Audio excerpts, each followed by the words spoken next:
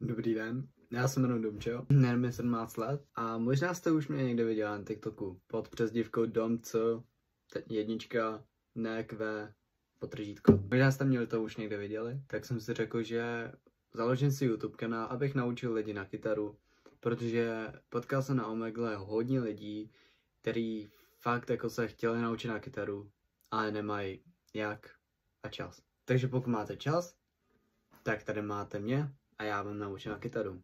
My si prostě řekneme věci, které jsou hlavní věci, co jako začátečník potřebujete vědět. Jako jsou třeba, co jsou to vůbec akordy, jak vůbec ta kytara funguje a tak. Kytara funguje na principu strun, to asi víte. Každá struna má nějaký svůj tón. A jsou různé kytary, jsou španělské kytary, elektrické kytary, akustické kytary a tak dále. Já mám třeba teď u sebe španělskou kytaru a vedle sebe mám třeba elektrickou kytaru. Hraju na hodně hudebních nástrojů. A ta kytara pracuje na principu, že vevnitř je prostě díra. Nic tam není, je tam díra. A jak prostě brnknete, tak ten zvuk se odraží ze všech stěn z té kytary vevnitř a jde z toho krásný zvuk. Akordy. Co jsou to vůbec akordy?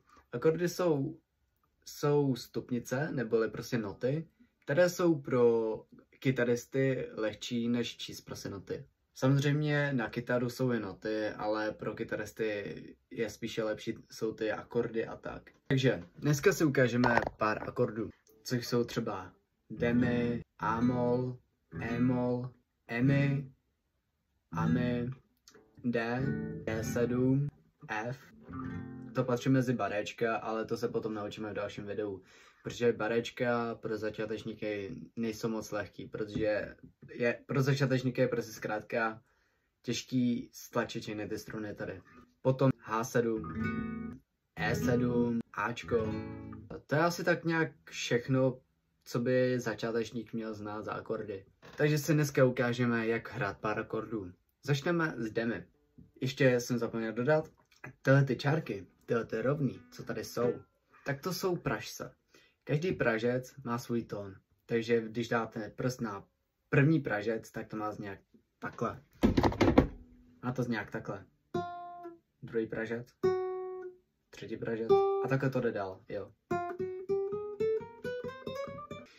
Takže prsteníček dáme na první pražec na spodní strunu. A ještě jsem zapomněl dodat, že každá struna má své písmeno nebo své jméno. Jako začátečník je lehčí se naučit prostě čísla. To je jednička, dvojka, trojka, čtyřka, pětka, šestka. Jo, takže jdeme na to. Na jedničkovou strunu dáme ukazováček na první pražec. Potom dáme prostředníček na třetí strunu na druhý pražec. A prsteníček, tím kam dáváte prsten, tak dáte na třetí pražec na druhou strunu. Takže by to mělo nějak takhle.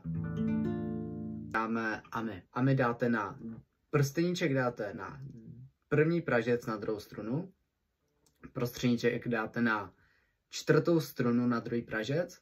A prsteníček, tím jak zase dáváte to prsten, tak dáte na třetí strunu druhý pražec. Takže by to mělo nějak takhle. A teď zase třeba emi. Úplně to stejný, jako jsem ukazoval u emi, ale jenom posunuté.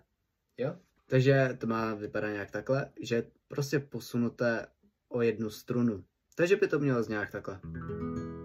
A vidíte, už máte kompletně naučený akordy na Stavíce z Madridu. Samozřejmě, Stavíce z Madridu se můžeme naučit v příštím videu. Teď jdeme na akord třeba Gčko. Prsteníček dáte na druhý pražec na pátou strunu. Prostředníček dáte na šestou strunu třetí pražec.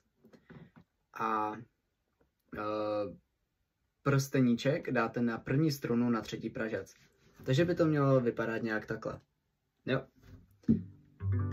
A takhle by to mělo nějak znít. Tak se mějte dobře. Já vám přeju hodně štěstí, abyste se naučili ty akordy. A mějte se krásně, skládejte básně, ahoj.